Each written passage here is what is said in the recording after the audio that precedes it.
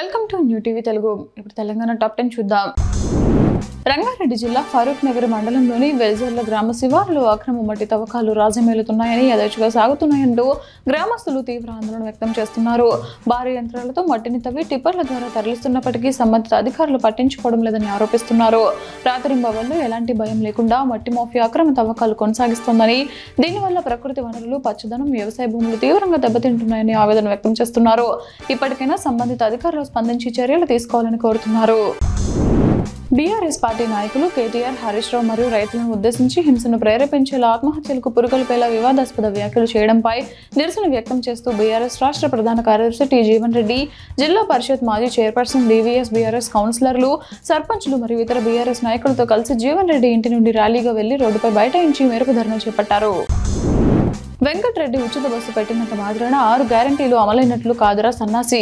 50 రూపాయల టికెట్ ఇచ్చి తులం బంగారం ఎగరగొట్టేసిండ్రు. ఈ 30 రూపాయల టికెట్ ఇచ్చి 2500 మాయం చేసిండ్రు. 40 రూపాయల టికెట్ ఇచ్చి 4000 పింఛన్ ఎత్తేసిండ్రు. 60 రూపాయల టికెట్ ఇచ్చి 6000 పింఛన్ పత్తా లేకుండా చేశారు. రైతుకు 500 బోనస్ ఇచ్చి 15,000 రూపాయల అడ్రస్ లేకుండా చేశారు. మీ అందరినీ కాళేశ్వరంలో ముంచి పడదబ్బాలరా అని బీఆర్ఎస్ పార్టీ అన్నారు.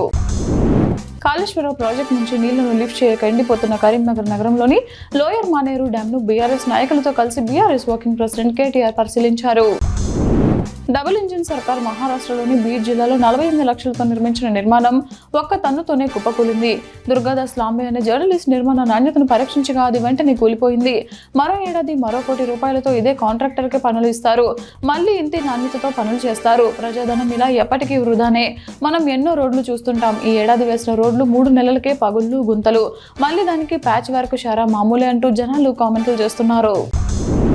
షాబాద్లో మహిళలపై పోక్సో నిందితుడి పాశవిక హత్యాకాండను నిరసిస్తూ మృతుల ఆత్మలకు శాంతి చేకూరాలని, మహిళలు, పిల్లల రక్షణ కల్పించడంలో ఘోరంగా విఫలమైన రేవంత్ రెడ్డి ప్రభుత్వం గద్దె దిగాలని, పోక్సో నిందితులకు బెయిల్ రద్దు చేయాలని తెలంగాణలో నిరసన కార్యక్రమాలు చేస్తున్న ప్రతి ఒక్కరికి ధన్యవాదాలు. రేవంత్ రెడ్డి ప్రభుత్వం మహిళలకు సంపూర్ణ రక్షణ కల్పించేదాకా, బాధ్యులైన పోలీసులపై కఠిన చర్యలు తీసుకునేదాకా ఇలానే ప్రతి గ్రామంలో, బస్తీలో పార్టీలకు అతీతంగా స్వచ్ఛందంగా ర్యాలీలు, మౌన దీక్షలు చేయాలని మనవి. బీసీ కులాలను కించపరిచిన యూత్ కాంగ్రెస్ ప్రెసిడెంట్ జక్కిడి శివచరణ్ రెడ్డి ఇంటిని బీసీ సంఘాలు ముట్టడించాయి. బీసీ సంఘాల నేతలపై జక్కిడి శివచరణ్ అనుచరులు రాళ్లు విసిరారు. పరిస్థితి ఉద్రిక్తంగా మారడంతో ఇరు వర్గాలను పోలీసులు అడ్డుకున్నారు. తెలంగాణ రాష్ట్ర వ్యాప్తంగా స్కాలర్షిప్లు, ఫీజు రియంబర్స్మెంట్ విడుదల చేయాలని డిమాండ్ చేస్తూ వామపక్ష విద్యార్థి సంఘాలు చలో సెక్రటేరియట్ ముట్టడికి పిలుపునిచ్చాయి. ఈ నేపథ్యంలో రేవంత్ సర్కార్ అర్ధరాత్రి వేళల్లో విద్యార్థుల ఇళ్లలోకి చొరబడి అరెస్టులు చేస్తోందని విద్యార్థి సంఘాలు ఆరోపించాయి. వరంగల్లో నివాసం ఉంటున్న ఏఐఎఫ్డిఎస్ రాష్ట్ర ప్రధాన కార్యదర్శి గడ్డం నాగార్జునను రాత్రిపూట ఇంట్లోకి వెళ్లి అరెస్ట్ చేసి సుబేదారి పోలీస్ స్టేషన్కు తరలించారు. ముందస్తు అరెస్టులను హేయమైన చర్యగా అభివర్ణించారు.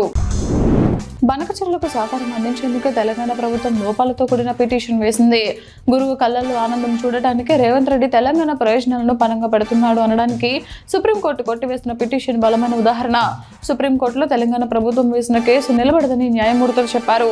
ఉద్దేశపూర్వకంగా లోపాలు ఉన్న పిటిషన్ దాఖలు చేశారు.